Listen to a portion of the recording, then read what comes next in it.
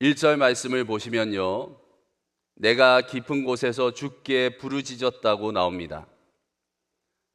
성경에서 말하는 깊은 곳은 바다의 아래 같은 그런 음침한 곳을 지칭하는 경우가 많습니다.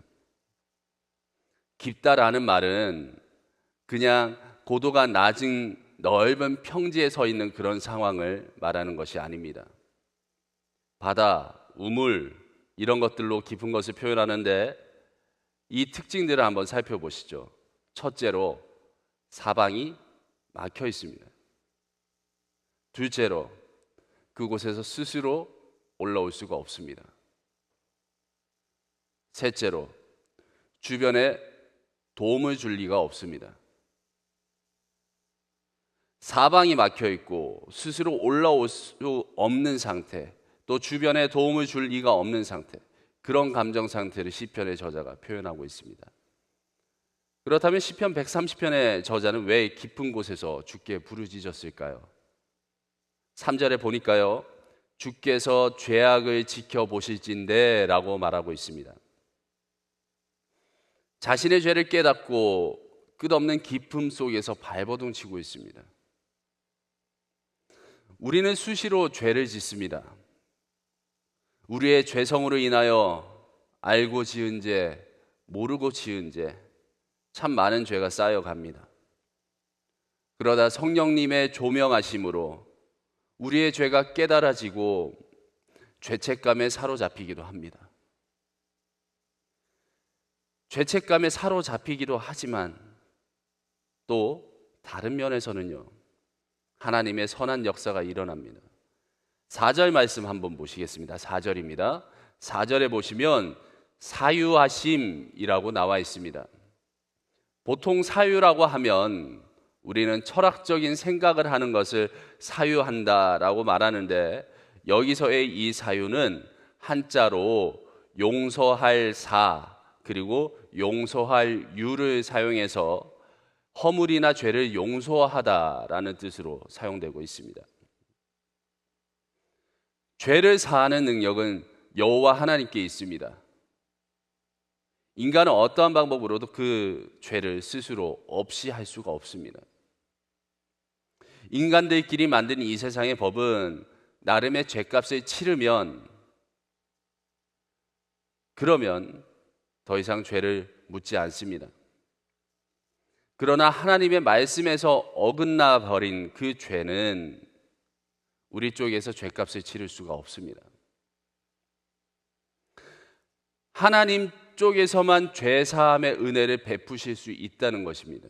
시편의 저자가 바로 그것을 고백하고 있습니다. 나의 부족함을 마주할 때에 완전하신 나의 주님을 더욱더 선명하게 깨닫게 되는 것입니다. 왜냐하면 나는 스스로 죄를 사할 수 없고 주님이 하실 수 있기 때문에 그 은혜를 더 깊이 느낄 수 있다는 것이죠. 그렇기 때문에 여호와 하나님을 더욱더 경외할 수 있게 되는 것입니다. 죄를 깨닫는다는 것은 나를 정죄하는 그런 시선과 내 마음의 공격들이 있겠지만, 또 한편으로 하나님의 은혜를 깊이 깨닫게 되는 그런 순간이 될 수 있다는 것입니다. 저자가 깊은 곳에서 주님을 기다리면서 그러면 이 모든 것들을 극복하려고 어떤 행동을 하는지 5절 말씀을 한번 보시겠습니다. 5절 말씀입니다. 함께 읽습니다. 시작. 나 곧 내 영혼은 여호와를 기다리며 나는 주의 말씀을 바라는도다. 아멘. 내 심령 깊은 곳에서 사방이 둘러싸이고 혼자 된 것 같고 아무도 도와줄 리가 없는 것 같을 그때에 이 시편 저자는 여호와를 기다립니다. 주님의 말씀을 바라고 있습니다. 6절에 보시면요, 파수꾼이 아침을 기다리는 것 같이 그렇게 기다린다고 합니다. 파수꾼은 지독한 잠과 고요함을 이기면서 정신을 차리려 애를 쓰면서 아침을 기다리고 있습니다. 말씀으로 천지를 지으시고 말씀 그 자체인 예수 그리스도를 이 땅에 보내신 여호와 하나님을 기다리고 있습니다. 하루를 시작하면서 하나님의 말씀을 먼저 찾으신 바로 여러분이 하나님의 복을 누리실 것을 분명히 믿습니다. 할렐루야. 자, 보시면 죄를 짓는 것도 문제이지만 이 죄의 늪에서 벗어나지 못하게 우리를 옭아매는 것이 바로 죄책감이라는 것입니다. 오늘 매일 성경 본문 제목 위에 보시면 죄책감을 버리고 소망으로 라고 나와 있습니다. 죄는 짓게 되면 죄책감이 찾아오는데 그 죄를 계속 묵상하게 만듭니다. 반복해서 생각하게 만듭니다. 잊을 수가 없으니 계속 생각나고요. 그러다가 또 유혹에 빠지고요. 또 죄를 짓고 유혹에 빠지고 그 죄의 굴레에 갇혀버리게 됩니다. 중독의 문제도 마찬가지고요. 우리 내면에 싹이 튼 시기, 질투, 미움, 욕심 등 수많은 마음으로 짓는 그런 죄악들도 반복적으로 계속 드러나게 됩니다. 그때에 과감히 죄를 가지고 그 상태 그대로 죄를 가지고 주님의 말씀 붙들고 기도의 자리로 나가셔야 됩니다. 과감히 죄를 가지고 주님의 말씀을 붙들고 기도의 자리로 나가는 것을 시편 저자는 분명히 알고 있습니다. 7절과 8절 말씀 보시겠습니다. 여호와께서는 인자하심과 풍성한 속량이 있습니다. 그가 이스라엘을 우리에게 적용하면 그가 우리를 모든 죄악에서 속량하시리로다. 아멘. 고린도후서 5장 17절 제가 읽어드립니다. 그런즉 누구든지 그리스도 안에 있으면 새로운 피조물이라. 이전 것은 지나갔으니 보라 새 것이 되었도다. 할렐루야. 내 안에 추악한 죄악들과 행동으로 드러나지는 않지만 마음으로 지은 수많은 죄악들을 가지고 주님 앞에 나아가십시오. 그가 우리를 모든 죄악에서 속량하시리로다. 아멘. 시편 131편에서 또 다윗은 이 죄악에 노출되지 않기 위하여 어떻게 하는지 한번 보시기 바랍니다. 2절 말씀입니다. 131편 2절 말씀을 다 함께 읽겠습니다. 실로 내가 내 영혼으로 고요하고 평온하게 하기를 젖된 아이가 그의 어머니 품에 있음 같게 하였나니 내 영혼이 젖된 아이와 같도다. 아멘. 내 영혼으로 고요하고 평온한 상태는 젖된 아이로 비유하고 있습니다. 더 이상 모유를 먹지 않아도 될 만큼 컸다는 뜻이 아니라 충분히 먹었기 때문에 입을 떼었다는 겁니다. 젖을 다 먹고 그냥 편안한 상태로 안겨있는 그 장면입니다. 충분히 배불리 먹고 난 이 아이들을 한번 상상해 보십시오. 2절의 말씀처럼 고요하고 평온하지요. 충분한 상태를 의미합니다. 이 아이들은 어머니의 돌봄 안에서 특별히 무엇인가를 하지 않습니다. 어머니 품에 안기며 어머니가 돌봐주십니다.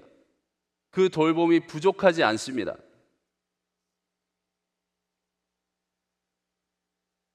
배고프면 먹여주시고 입도 닦아주시고 기저귀도 갈아주시고 재워주시고 한시도 눈을 떼지 않고 품에 안고 이렇게 돌보고 계십니다.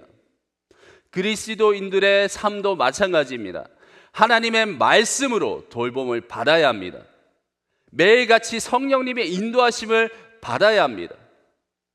내 자신감의 근거가 세상에 있는 돈이나 나의 갖춰진 것들이 아니라 하나님의 말씀이어야 되고 성령 하나님의 임재하심이어야 합니다. 말씀을 통하여 하나님의 마음을 알고 세상을 보아야만 그 세상이 똑바로 보입니다. 성령님이 내 마음 주장하시기를 구하고 또 구해야 내 이 행동거지가 다스림을 받습니다.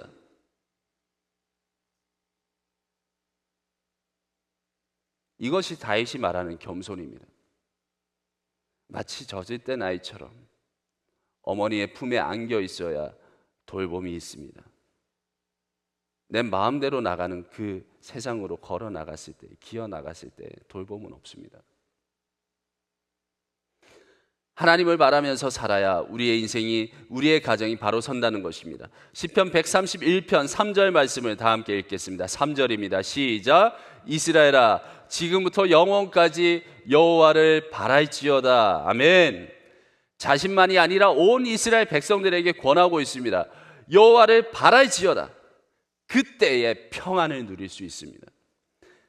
매일의 삶에서 하나님을 바라는 자들은 내 영혼이 고요하고 평온하게 될 줄을 믿으시기 바랍니다. 이 세상 온갖 범민들이 사로잡을 때에 여호와 하나님을 바라십시오. 세상을 볼 때에, 내가 무슨 결정을 내릴 때에 하나님을 먼저 생각하고 구하면서 더듬어가는 그런 인생 될 수 있기를 주님의 이름으로 간절히 소원하며 축복합니다. 기도하겠습니다.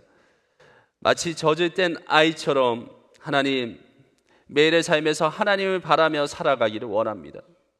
매 순간 경험적으로 확신하고 선택하지 말게 하시고, 하나님이 주신 말씀의 거울에 비춰보고 성령 하나님의 인도하심에 집중할 수 있도록 우리를 주장하여 주시옵소서. 날마다 하나님의 다스림 안에서 하나님의 나라를 누리기 원합니다. 오늘 하루도 우리를 불쌍히 여기시고 은혜 베풀어 주시옵소서. 예수 그리스도의 이름으로 기도합니다. 아멘.